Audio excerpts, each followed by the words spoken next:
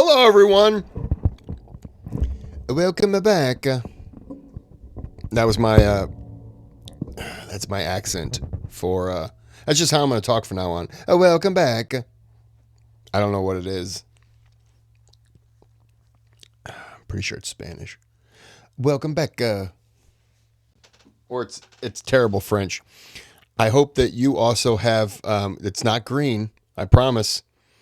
It's it honestly it looks like I'm eating paint chips. And why wouldn't I with my mentality, apparently?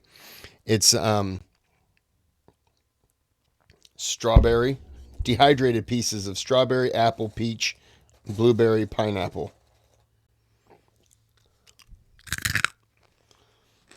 Or wood chips, green paint chips, if the alternative is there. Hold on, I shouldn't have done that. Okay.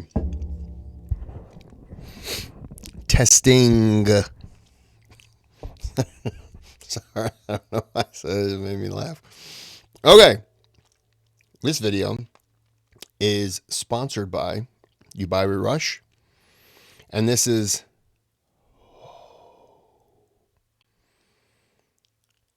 Tafseer with Ustadh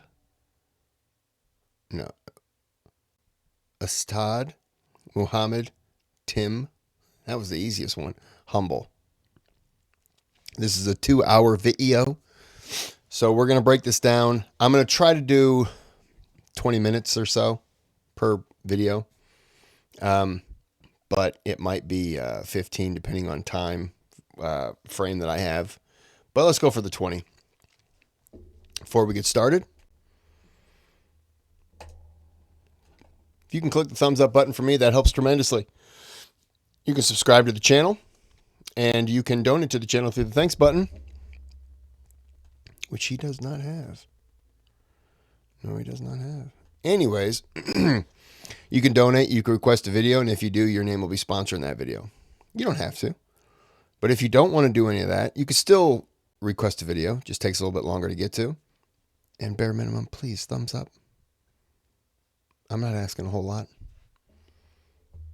All right. Video. Got an itch. Okay. الله رب العالمين والصلاة والسلام على عبد الله ورسوله نبينا محمد وعلى آله وصحبه أجمعين أما بعد. So before we continue, just a couple of updates. So the first thing is, while I'm giving these updates, you can just check for me the stream is running properly. So the first thing is, why are we having this class after Fajr? Any time that we don't finish the juz after Asr, we'll come back and finish it after Fajr. Otherwise, the reality is we maybe get through 10 ajza, or we'll get through half of the Quran and we won't finish it. So what we said we'll do is, as a rule, if we don't finish some ajza, we can finish most of it or all of it. If we don't finish it and it's not possible to join it the next day a little bit, and then what we'll do is we'll finish it after Fajr, inshallah ta'ala. Now again, for the brothers who are attending, there's no obligation upon you. Whenever you guys you get tired or you have work or you have things, it's not a problem, inshallah. The live stream is available on Al-Madrasatul Umariyah. The second thing is, before that, do we have confirmation on the live stream? We're working okay, yeah? All right, inshallah. So the second thing, bi-idhnillahi ta'ala, that we want to look at is just to go back over the last thing we spoke about yesterday.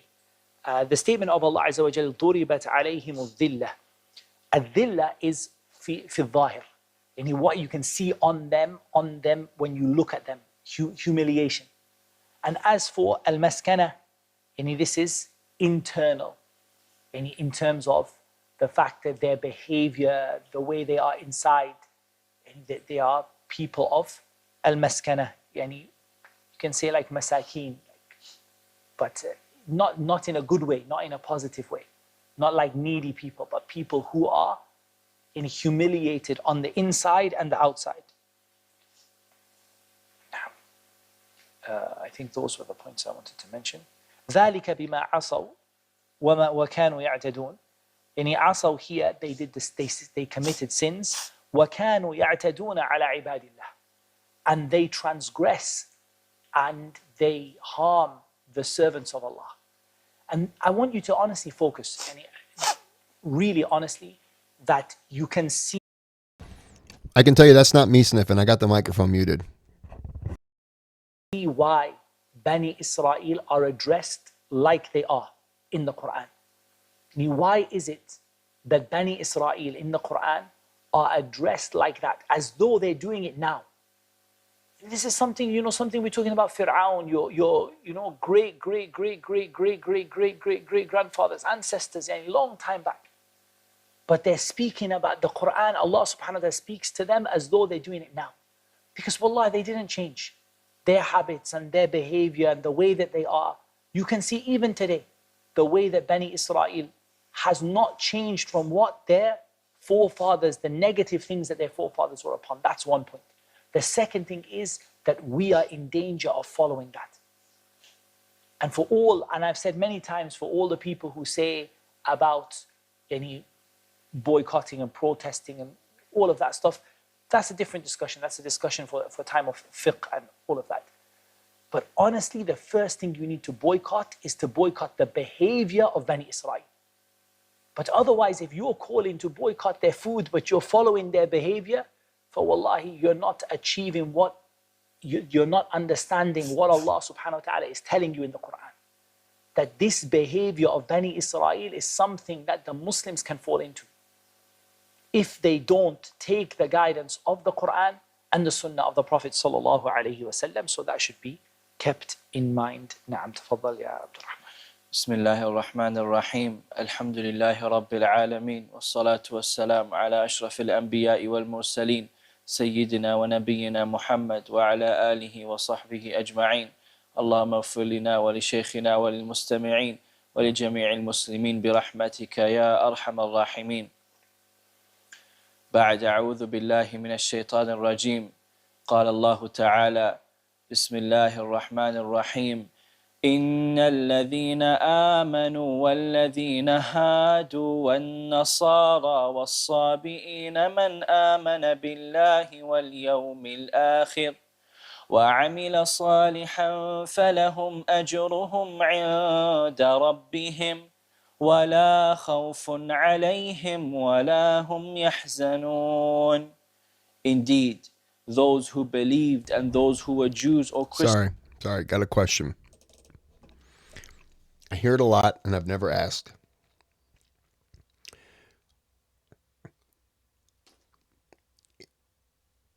Are the words going to come out, Kris? It sounds like he's singing the verse.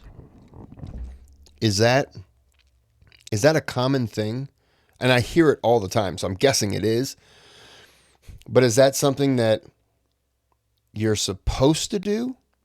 Or is that just somebody who is so taken up with what they're reading that they're reading it almost like a song? Or is it just an option? If you just want to read it, you can read, like if you're doing it in your spare time at home, and you just want to read it, or do you have to read it in that cadence, that kind of song kind of way of saying it? Because I hear it so often, and I always think it's got to be something inherited from the time of Muhammad up to now, and maybe that was the I don't remember the name. Didn't Muhammad allow a former slave, to climb on top of the Kaaba, as Dr. Yasser says? And didn't he sing?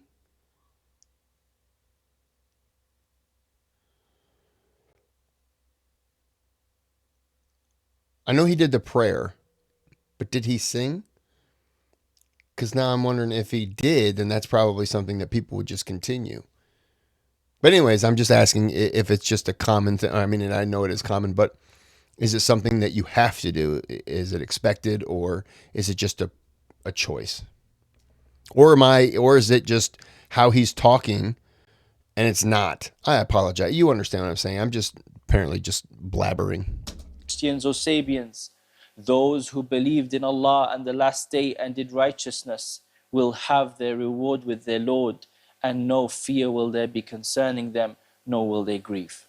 Here there's two views with regard to the ayah, and there's no way to take a different view to this. Either you say, because Allah is praising here the Jews and Christians and Sabians, so either he's praising those who became Muslim from them, yani the Jews who became Muslim, the Christians who became Muslim, and the Sabiin or the Sabi'in who became Muslim. Or, and As-Sa'di makes tarjih of this qawl, he's speaking about the time before the bi'tha of Muhammad sallallahu alayhi wa sallam. Yani the people who were following Musa in the time of Musa, the people following Isa in the time of Isa, and so on. And those who believed in Allah in the last day. As for those who say that the Christians of today enter into this ayah, this is impossible.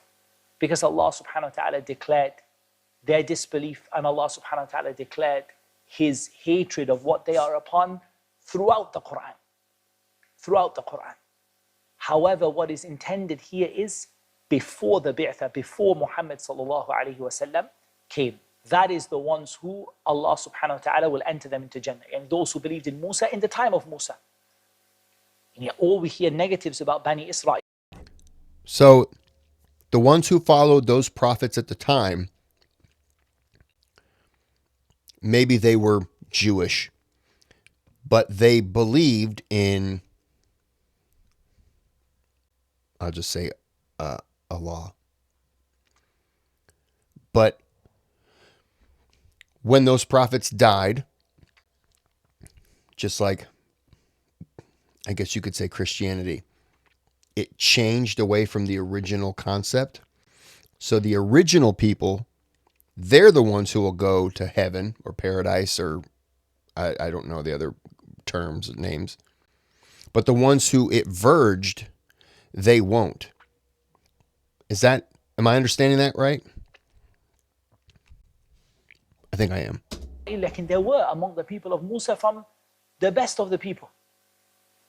Isa, the Hawariyin, the people who were along with Isa, and so on. Yani in their time. And as for now, yani everybody, inna ad-dina inda Allah al-Islam, the only religion accepted by Allah Azza wa Jal is the religion of al-Islam. وَإِذْ أَخَذْنَا مِيثَاقَكُمْ وَرَفَعْنَا فَوْقَكُمُ الطُّورَ خُذُوا مَا آتَيْنَاكُمْ بِقُوَّةٍ وَاذْكُرُوا مَا فِيهِ لَعَلَّكُمْ تَتَّقُونَ. And when we took your covenant and we raised over you the mount, take what we have given you with determination and remember what is in it, that perhaps you may become righteous. Allah subhanahu wa ta'ala continues the theme of any at-tawbih, any criticism and rebuke of Bani Israel. How is Allah Azza wa Jal rebuking them? Okay. Sorry.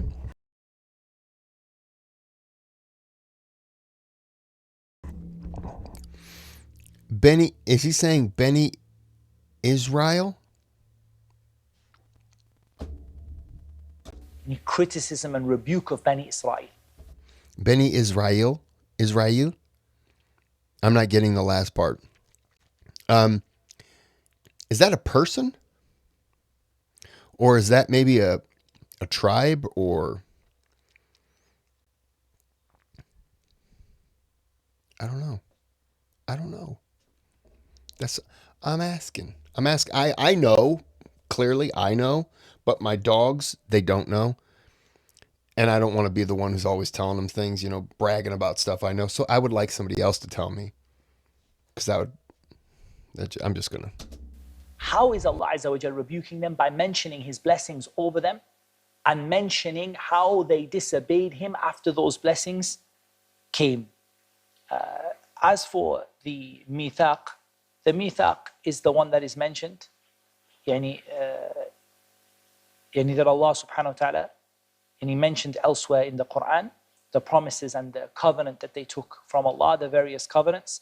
And Allah subhanahu wa ta'ala raised At-Tur, the mountain of At-Tur, over them in order that they are terrified of this covenant that they had with Allah subhanahu wa ta'ala.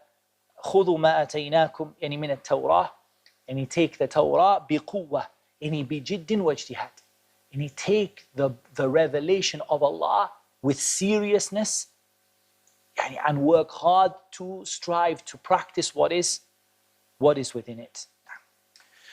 ثم توليتم من بعد ذلك فلولا فضل الله عليكم ورحمته لكنتم من الخاسرين. Then you turned away after that, and if not for the favor of Allah upon you and His mercy, you would have been among the losers. وَلَقَدْ عَلِمْتُمُ الَّذِينَ اعْتَدَوْا مِنْكُمْ فِي السَّبْتِ فَقُلْنَا لَهُمْ كُونُوا كِرَدَةً خَاسِئِينَ.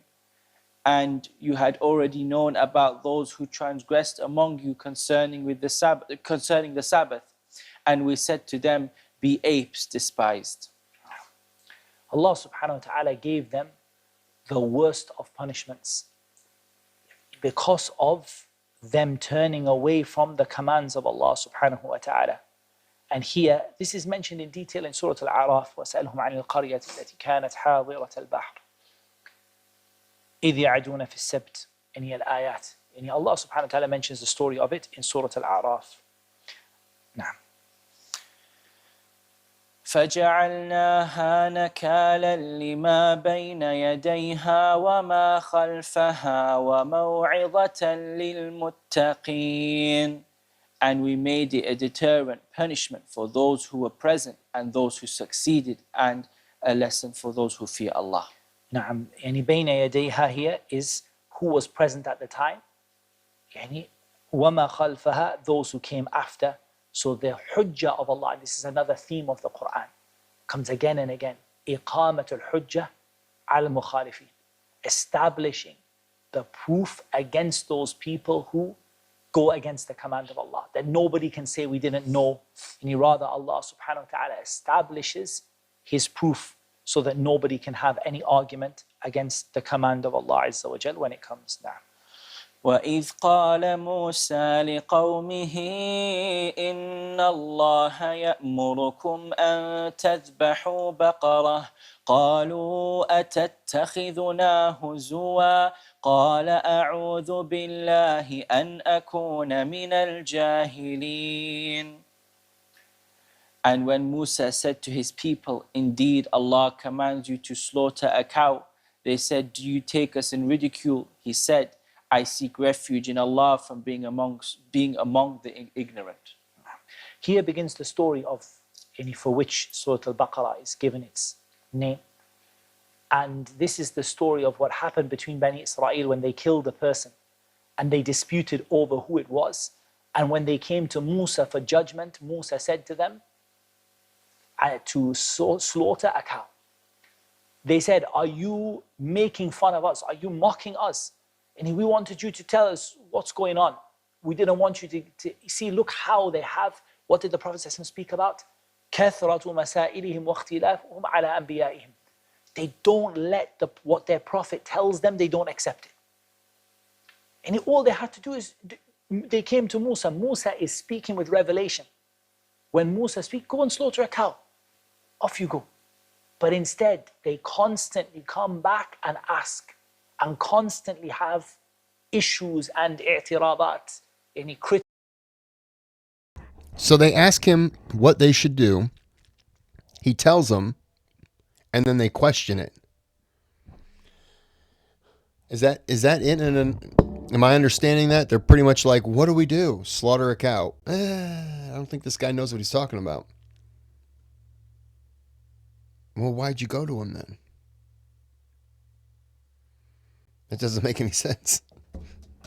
Criticisms and problems with what they're told by their Prophet.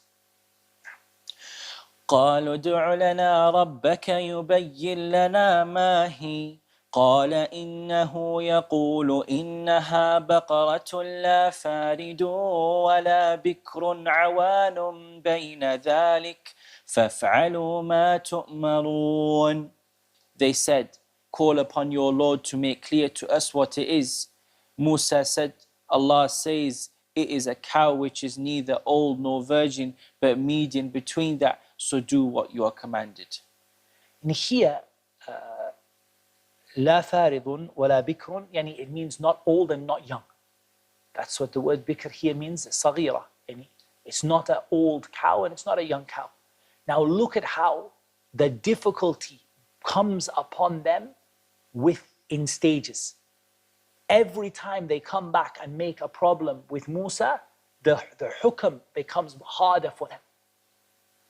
And the aghlal, the chains become tighter upon them. Every time they come back to Musa with a criticism. In the beginning, what age should the cow be? You were told to go and slaughter a cow. Go and do what you were told.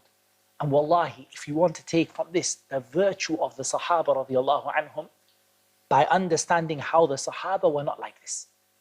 When the Prophet ﷺ told them to do something, they didn't ask even why, how, when, shall we do it now, shall we do it instantly. To the point that it's narrated that some of them, when the Prophet ﷺ was inside the masjid speaking to someone and he would say, sit down, everyone who would hear, even the people walking outside would sit down. Out of a fear that they didn't fall into this. They don't want to fall into this kind of behavior. So the minute they hear something from the Prophet ﷺ, instantly they apply it. Even if they think maybe it doesn't apply to us or they don't know the reason for it, they apply it straight away. Instead of going back and asking like the people of Musa, what kind, what age, what color, what shall it be? We don't understand. And this is all of it. It's not a serious questioning either. It is a question, it's coming from the point of stubbornness, and Allah knows best. قالوا ادع لنا ربك يبين لنا ما لونها قال إنه يقول إنها بقرة صفراء فاقع لونها تسر الناظرين. They said, call upon your Lord to show us what is her color. He says, it is a yellow cow, bright in color, pleasing to the observers. And it gets harder and harder for them to find a cow that is suitable. In the beginning, they had an option for any cow. And then it became a middle-aged cow, and then it became a cow that is pure yellow in color, and so on. So the more questions they ask, the harder it is made on them. Instead of just going to slaughter the cow, because they're asking so many questions, they're getting answers. Instead of just, hey, go slaughter a cow. Well, is it a big cow, small cow, old cow, young cow? It's a medium cow. Variety of size. Okay, well, what color? I mean, if you want to get specific, we can get specific. You're just going to have a really hard time now finding that specific cow. I actually like this story. The more you ask, the more you question, the more you're getting answers, but you don't realize you're walking yourself into a harder situation. I like that. I've never heard this story before. And Mosa is Moses, right? So I'm enjoying this one. قالوا ادع لنا ربك يبين لنا ما هي إن البقرة شابه علينا وإنا إن شاء الله لمهتدون.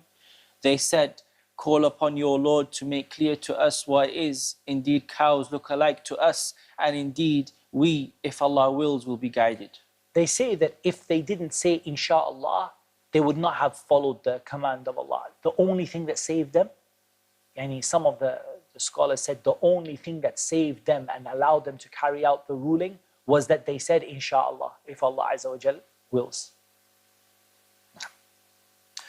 قال إنه يقول إنها بقرة لا ذلول تثير الأرض ولا تسقي الحرث مسلمة لا شية فيها قالوا الآن جئت بالحق فذبحوها وما كادوا يفعلون. He says, It is a cow neither trained to plough the earth nor to irrigate the field, one free from fault with no spot upon her. They said, now you have come with the truth. So they slaughtered her, but they could hardly do it. لا شية فيها, يعني there's no other color in it at all. Nothing, no mixing color at all. And in the end, they say that the severity of the ruling, it nearly bankrupted them. It destroyed them as a people, their wealth, because they could not find that cow except with extreme difficulty. But look at the way they speak to Musa.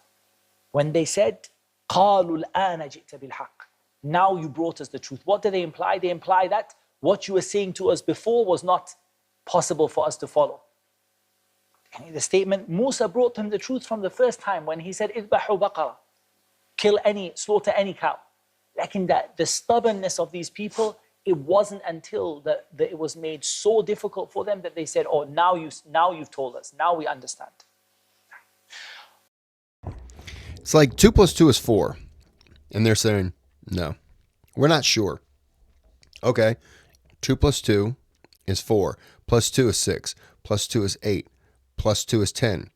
Now, subtract 6. You got 4. And they're like, nah, now you're, okay, now you know what you're talking about. We're back to the same thing, though, slaughtering a cow. وَإِذْ قَتَلْتُمْ نَفْسًا فَادَّارَأْتُمْ فِيهَا وَاللَّهُ مُخْرِجٌ مَا كُنْتُمْ تَكْتُمُونَ. And when you slew a man and disputed over it, but Allah was to bring out that which you were concealing. And Allah subhanahu wa ta'ala always brings out what a people conceal, subhanahu wa ta'ala. فَقُلْنَا اضْرِبُوهُ بِبَعْضِهَا كَذَلِكَ يُحْيِي اللَّهُ الْمَوْتَى وَيُرِيكُمْ آيَاتِهِ لَعَلَّكُمْ تَعْقِلُونَ. So we said, strike him with part of it. Thus does Allah bring the dead to life, and He shows you His signs that you might reason.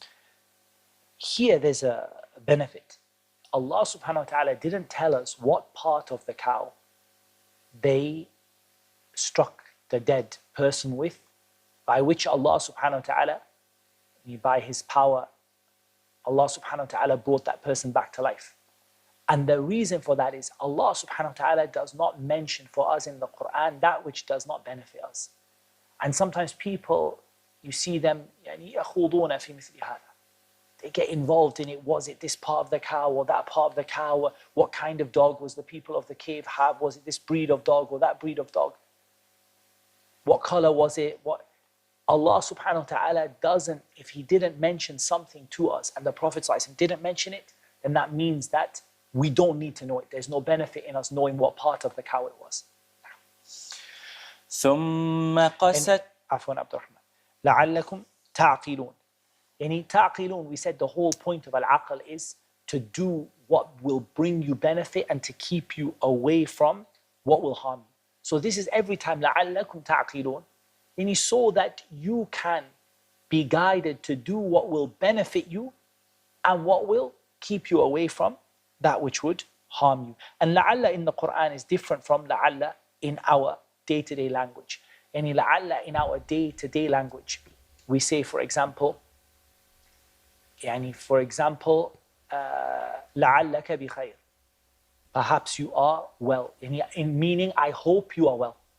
And we say لعلك مريض, perhaps you are sick, I fear that you're sick. So we have ترجي والإشفاق, we have hope and we have fear. As for in the Quran, لعل here explains the illah, the reason behind it.